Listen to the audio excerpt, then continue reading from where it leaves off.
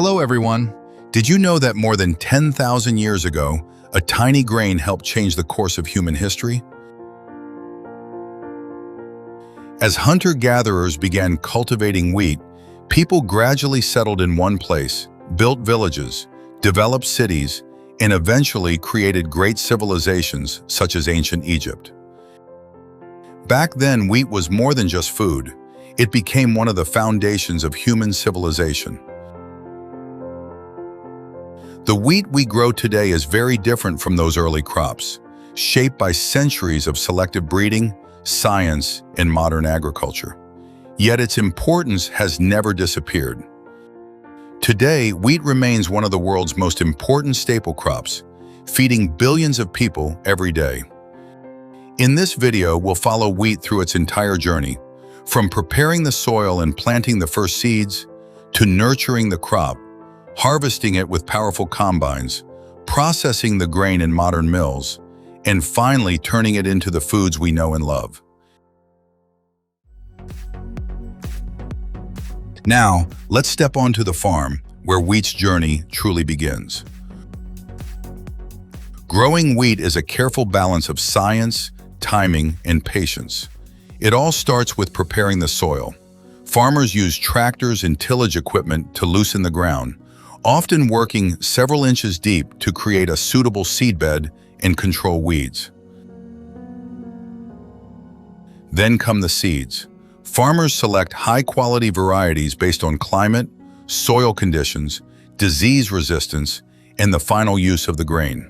Seeds may also be treated to protect young plants from pests and diseases during their earliest stages. Modern seeders then move steadily across the field, placing thousands of seeds at precise depths and spacing. It may look simple from above, but every pass is helping create the foundation for the next harvest. In the United States, wheat production is concentrated across major farming states such as Kansas, North Dakota, Montana, Washington, and Oklahoma. Kansas remains one of the country's leading wheat-producing states, especially for winter wheat. Winter wheat is usually planted in September or October, allowing the young plants to establish themselves before entering winter dormancy. After planting, wheat needs careful attention to water and nutrients. Where rainfall is limited, farmers may use irrigation systems to maintain adequate soil moisture. Overhead sprinklers can distribute water across the crop, while center pivot systems rotate around a central point, covering large areas with controlled amounts of water.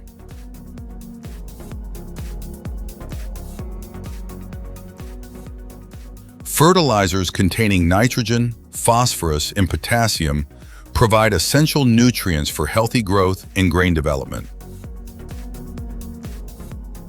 Then the waiting begins. As the weeks pass, the plants grow taller and stronger. Eventually, wheat heads begin emerging from the tops of the stalks, signaling that the crop is moving toward maturity. Wheat is remarkably adaptable. It can grow across a wide range of soils and climates, but generally performs best in temperate regions with moderate rainfall and temperatures suited to its growth cycle. There are two major types: winter wheat, planted in the fall and dormant through the cold months, and spring wheat, planted later in the year where conditions require it. And beneath these broad categories are thousands of wheat varieties, each developed for different environments and uses. One of the most important types is Triticum aestivum, or common wheat.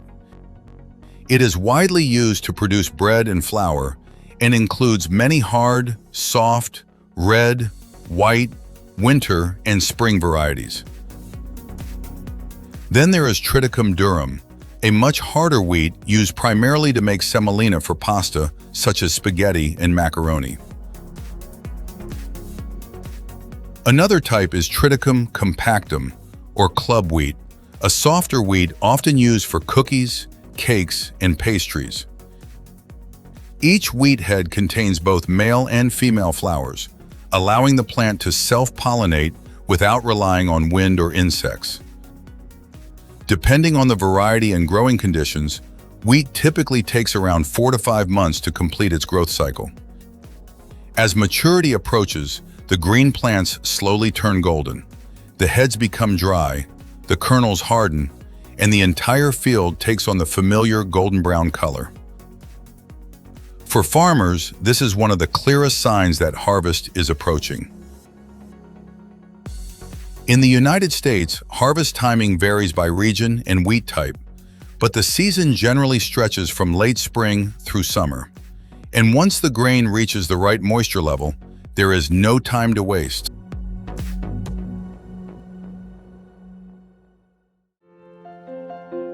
So how do farmers know when the perfect moment has arrived? They combine experience, careful observation, and modern technology. The color of the crop provides an important clue, but grain moisture is even more critical. Harvesting too early can mean wetter grain and higher drying costs. Waiting too long can increase the risk of losses from weather, lodging, or shattering. Today, enormous machines can harvest thousands of acres in a remarkably short time. But wheat harvesting was once very different. For centuries, farmers relied on simple hand tools, such as sickles and scythes. They cut the wheat stalk by stalk, gathered the plants into sheaves, and stacked them into shocks so they could dry in the field. Then came threshing. Wooden flails were used to separate the kernels from the stalks. After that, the grain had to be winnowed, tossing it into the air so the wind could carry away the lighter chaff, while the heavier kernels fell back down. The process was exhausting and time-consuming. For small farms in traditional agriculture, these methods can still be used. But commercial wheat production required something much faster. And that is where one of the greatest machines in agricultural history changed the harvest forever: the combine harvester.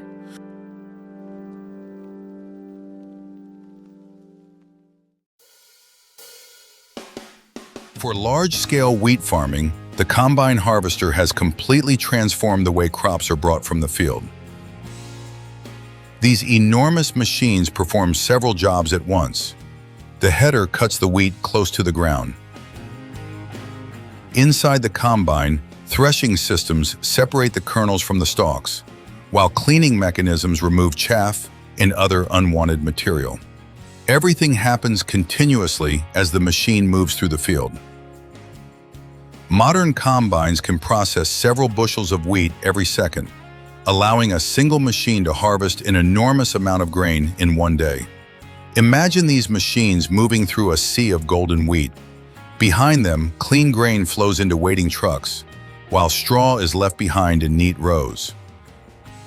Compared with the days of harvesting by hand, the difference is extraordinary. What once required huge amounts of labor can now be accomplished by a small team operating highly advanced machinery. But once the grain leaves the combine, the journey is far from over.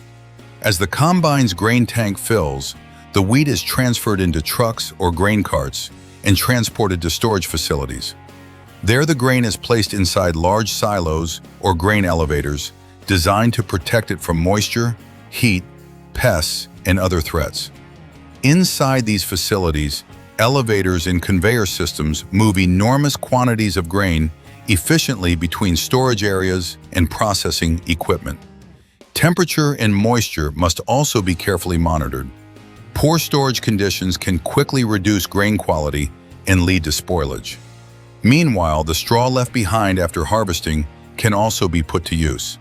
Balers compress it into large rectangular or round bales, which may be used for livestock bedding, agricultural applications, or compost. Modern technology has not only made harvesting faster, it has also helped farmers reduce losses and protect the quality of the grain. And now the harvested wheat is ready for its next transformation.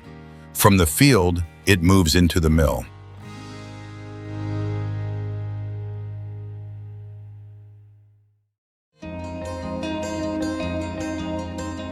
Wheat's journey doesn't end after harvest. The grain is either stored for later use or transported to mills, where it is transformed into flour. Inside a modern mill, every step is carefully controlled. First comes grading. Experts evaluate wheat according to characteristics such as protein content, moisture, weight, and overall quality. High-protein wheat is especially valuable for bread because its proteins help form strong gluten and create the structure needed for a chewy loaf.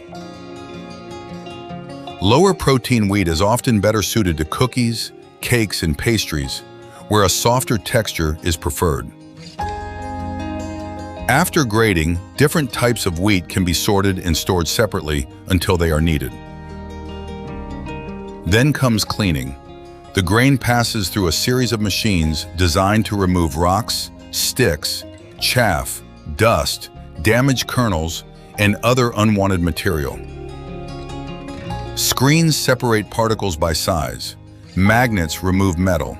Air systems carry away lighter materials. By the time the process is complete, the wheat is clean and ready for milling. But before the kernels are ground, there is one more important step: moisture adjustment, or tempering. A controlled amount of water is added to the grain, making the bran tougher while softening the endosperm inside. The wheat then rests in large bins, often for many hours, allowing moisture to spread evenly through each kernel. This makes it easier to separate the different parts of the grain during milling and helps produce more consistent flour. Next comes blending. Different wheat varieties can be carefully combined to create flour with specific characteristics. A stronger wheat may provide more structure, while a softer wheat can contribute to a lighter texture. The exact blend depends on what the final flour will be used for, from bread and pizza dough to cakes and pancakes. Modern laboratories can quickly test properties such as protein and moisture, helping mills maintain consistent quality from one batch to the next.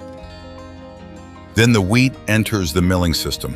Large rollers gently crack open the kernels, separating the starchy endosperm from the bran and germ.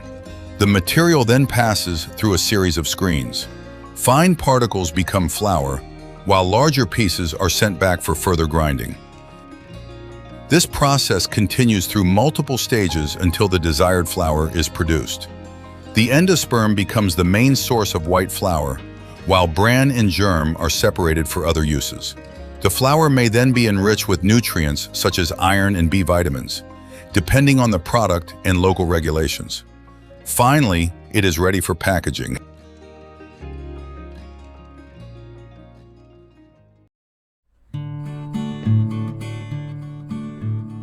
Once the flour passes its final quality checks, it is packed into bags and containers for homes, bakeries, restaurants, and food manufacturers.